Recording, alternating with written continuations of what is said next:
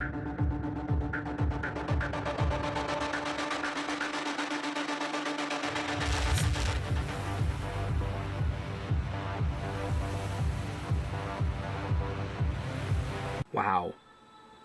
this is a major, big change.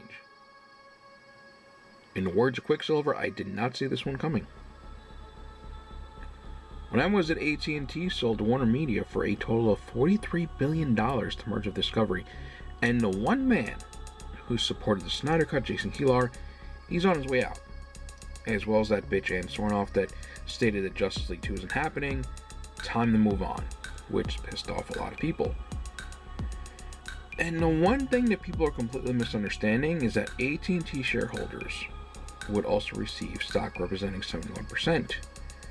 But it does not mean that they own anything anymore. It just means that one day they could sell those shares if they wanted to.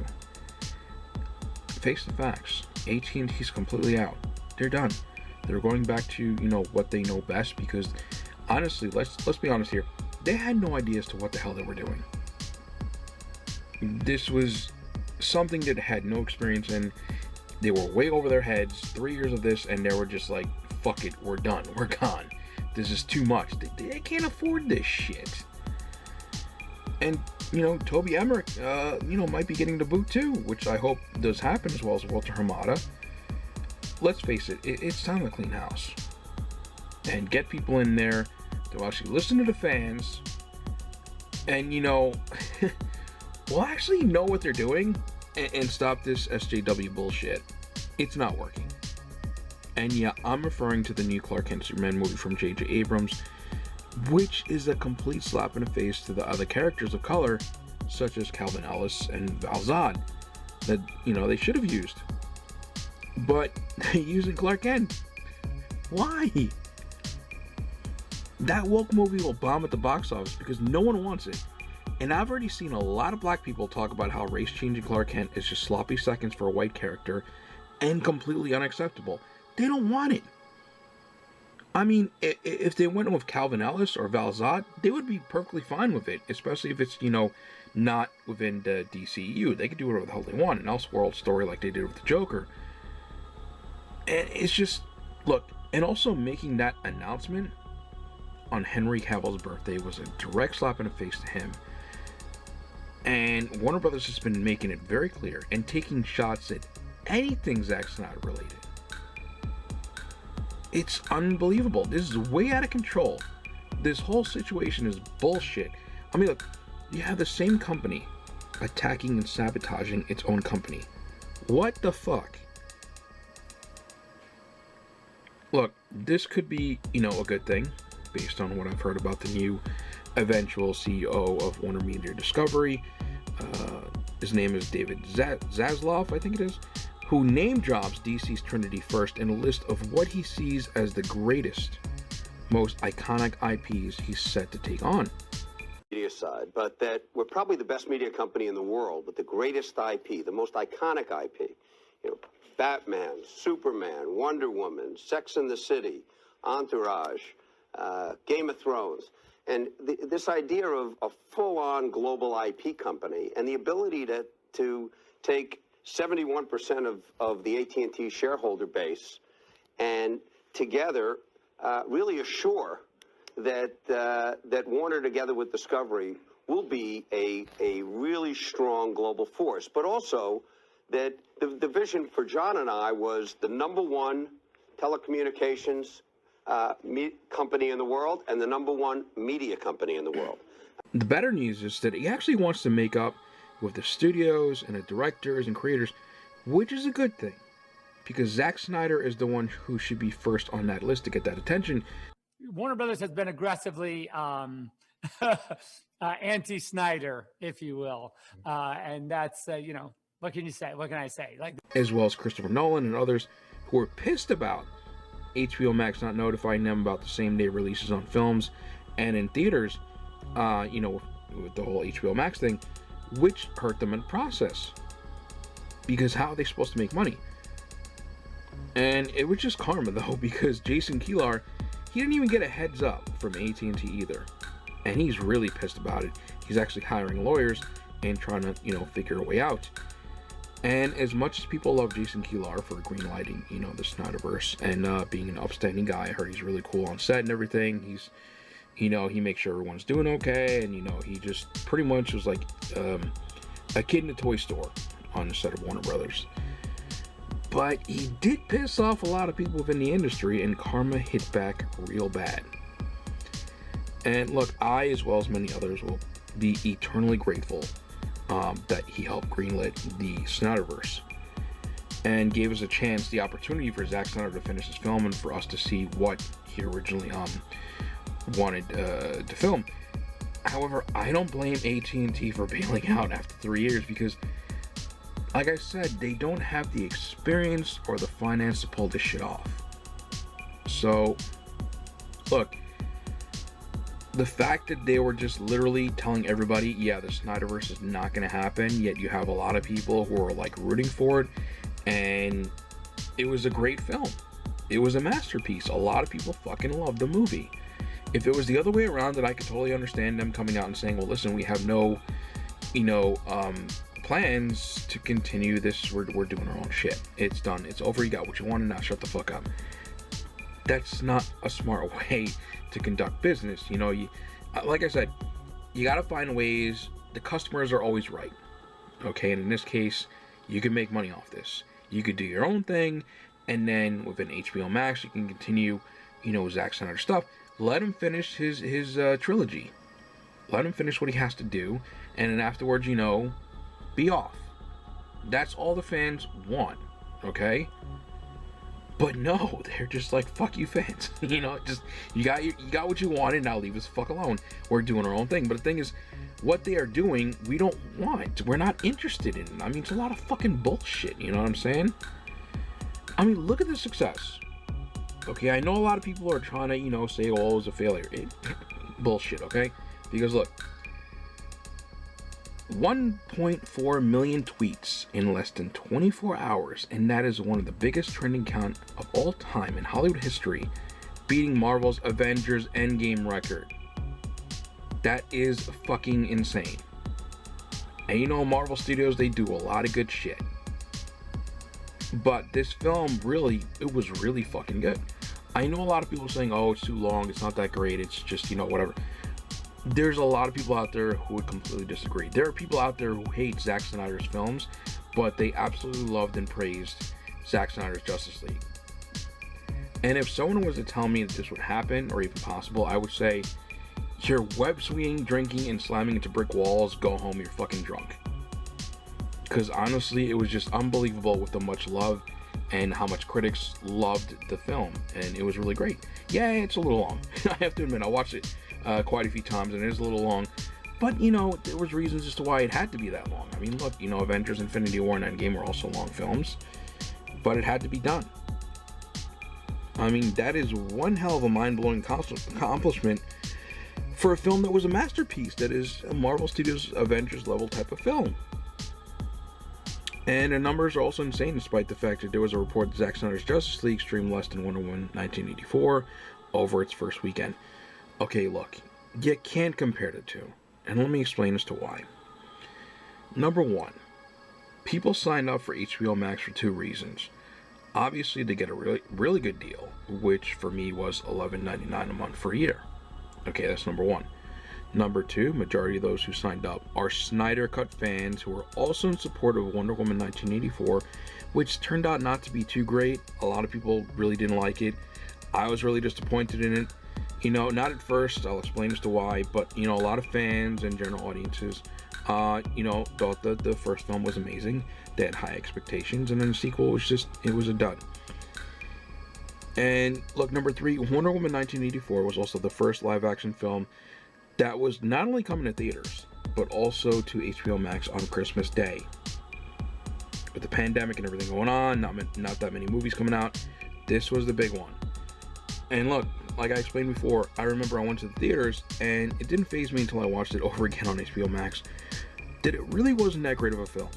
But the experience for me to be able to go back into theaters to watch the film, that we literally were all deprived of for months because everything was shut down, was the most amazing experience that I've had in months.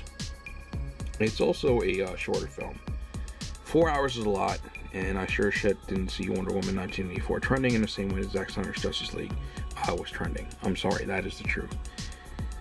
And Zack Snyder's Justice League Snyder Cut had almost twice the engagement on HBO Max as Wonder Woman 1984.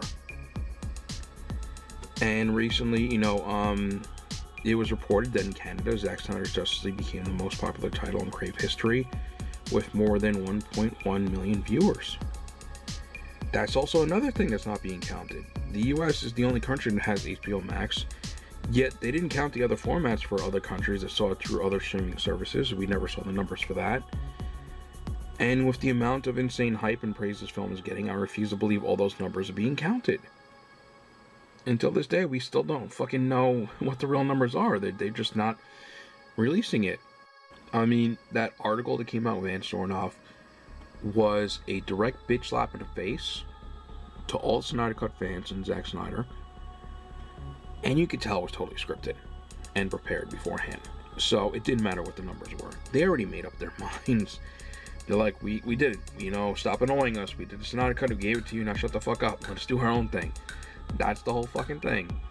And the thing is that, yes, she's right. There are toxic fans out there, but the majority of the Snyder Cut fans have spent their blood, sweat, and tears, an insane amount of money for suicide prevention for this movement.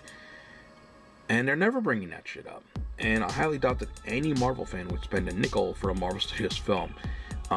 So, to completely disregard something that was overwhelmingly positive and potential moneymaker, because the first rule of business is the customers are always right. And they deserve their fucking money's worth, which is what we all want. And the ability for a studio to cash in is financial suicide if they truly decide to cut the cord on restoring the Snyder-Verse and giving a shit that we literally have no interest in, or showing support, especially from Jar Jar Abrams and his racist political SJW writer for a Superman reboot, who is also responsible for the failure and destruction of two major franchises like Star Trek and Star Wars. He killed them, okay? I don't know why this guy is so fucking popular. I mean, what he touches, he destroys.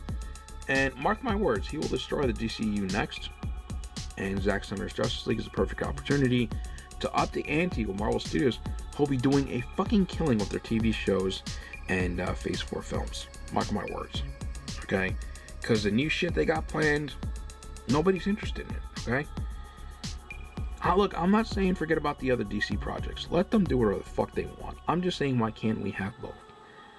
Let Zack Snyder do what he has to do, and then on his way out. Okay? And look, if Zack Snyder's Justice League was a complete failure, then yes, I would be in agreement that we got what we wanted. It's time to move on. But it's not the case here, and far from it. So many people fucking loved it. I mean, there were people who are anti-Zack Snyder. They hate his films, but when they watched this film, they were blown away by it. Okay? And look, you have no idea on how happy I am for DC, because last time they did something truly successful was Christopher Nolan's Dark Knight trilogy, and although films like Wonder Woman and Aquaman broke the $1 billion mark, it's nowhere near the same caliber as Zack Snyder's Justice League film. It's not. I mean, the way they did Gal Gadot as Wonder Woman in that film was absolutely beautiful. And the sequel was just absolutely atrocious. It was just, yeah, like, really bad. And the only people that know the real numbers are those at Warner Brothers, and according to this article, it's a complete shit show. And things are completely out of control. And look, you don't need to read an article to find that out, okay? I mean, they're completely destroying themselves inside. It's just, I've never heard of any other company doing that. It's like if the Marvel Netflix show started shitting on Marvel Studios films, It's just, what the fuck you have going on here, And look, I can understand as to why they would be upset, because they want to kind of be included in the MCU films, and here they are, kind of like, well, are we canon, non-canon, what the hell's going on, But still, you don't fucking fuck yourselves up from the inside. That is just absolutely childish. And, look, no one is demanding that Justice League 2 comes out right away. You can greenlight smaller films like the Batman, Deathstroke film, a Killing Joke film, You know, that'll eventually lead up to the Justice League sequels, and this way everyone's happy, and you also get the Snyder Cut fans to help support the other films instead of, you know, having them cancel HBO Max, which was in fucking waves. I was one of them, okay? And boycotting DC films until they get what they want. And these passionate fans deserve what, you know, what they want, their money's worth, and not sloppy fucking seconds. You know, the thing is that you have those who are in support of restoring the Snyder Cut movement, specifically for HBO Max, and then you have those who are in favor of going in a different direction, letting the Snyder Cut, you know, movement get buried. And look, here's the thing. Even with the TV show, you have more stories to tell. And if I was Zack Snyder, I would cut the film under 3 hours and release it to theaters. And I'm positive they did this to begin with. This film could have reached, you know, $1 billion. And that way the 4-hour cut can be seen, you know, like I said, maybe 4 hours is a little bit too much for general audiences. And if you want to see the full 4-hour cut, you can watch it on HBO Max. Hell, even cut the films down to 2 hour and whatever. Seem like Avengers Infinity War and Endgame, and then have everybody else watch the rest on HBO Max. The whole point is that everybody was interested in seeing what his vision was for this film, and it was fucking good. You know, and the fact that Warner Brothers like kind of fucked him over when he was going through a hard time, and Joss Whedon delivered a shit fucking movie, you know, and that whole thing where they actually re-uploaded the trailer in 4K, oh my god, the comment section was fucking brutal, and it just goes to show that Warner Brothers is trying to, you know, sabotage and attack its own its studio. It's, what the fuck are they doing? I mean, who's running shit over there? Are they fucking drunk? I mean, why would you do that? You know what was gonna happen. It's like they're literally trying to, you know, fuck with fans because they know that would piss them off. And look, I know this is old news, but as far as the whole situation with Geeks and Gamers go, I was shocked, but it did not seem at all like something that Zack Snyder would do. And it felt completely out of character. And it wasn't until I watched the Geeks and Gamers discussion on what happened, and Uche explained that Zack Snyder compared the situation to when Warner Brothers threatened to pull the film if he used the Green Lantern's ending, and he almost quit. And we all know that Wayne T. Carr, you know, was cast as Green Lantern. That Jeremy warned Zack that aligning himself with this channel could cause a lot of problems because there are a lot of haters out there, which is true. The haters out there trying to cancel people's channels, and to be fully prepared for the backlash and outcome. And that's exactly so what happened. And Zack told everyone that he was being forced to distance himself from Geeks and Gamers because he was on the phone for 4 hours trying to explain to WarnerMedia that they're a nice group of people, which is actually true, and that they're trying to do something for a good cause. But they forced Zack once again to make a statement which obviously hurt them, especially with an article from The Wrap that, you know, they were claiming that Geeks and Gamers are members that are all right-wing, when it's clearly 100% bullshit, when they have a variety of different people with different beliefs on there. And it was a complete fucking shit show. I felt so bad for everybody on there. And I love the fact that despite the outcome, they all remained professional about it. Because, you know, what was vital was, you know, to raise money for a good cause. Yet I know others completely disagreed and would have called, you know, out Zack, you know, right in the middle of the stream, but, you know, that would have been completely unprofessional and just childish, you know. And look, as long as everybody knows what really happened and what's really going on, that's all that matters. And Zack is a really good guy. He's really a nice guy, you know, and I don't believe that for 1 second he really was authentic in his statement. He was being forced to say that, which I'm glad they were able to get that out. And look, regardless of what happened, okay, Zack Snyder is the director that I truly respect and will always support, okay? And the fact that he gave his time to other smaller YouTube channels and podcasts is truly honorable. I don't know of any other director or actor that would pull this shit. They don't fucking care. And the fact that Warner Brothers despises him for doing that tells you everything you need to know about these fucking studios. They're assholes. All they care about is fucking money. They don't give a shit about what you want. They just care about fucking selling. And congrats to him being the all-time star meter on IMDb Pro and the most talked about, you know. Also, as far as boycotting and canceling HBO Max, to send a message, do it after the film comes out on Blu-ray, because as of right now, all of us need to support the restored Snyder Cut movement. Yeah, I know, I fucked up. I did the same shit, but I was angry. I did it out of anger. You know, because Warner Brothers has faced us before, especially, you know, United. And, you know, if we make enough noise, they would be stupid to ignore it. And, you know, they should reap what they sow if they decide to ignore it. And they, you know, especially when it's a perfect opportunity to make money. I mean, they're fucking stupid if they just don't go through with this. And now I'm going to talk about something that I heard prior to this entire situation as to what they had planned prior to this whole fucking shit. Face it, Tiger, you just hit the jackpot. Woo!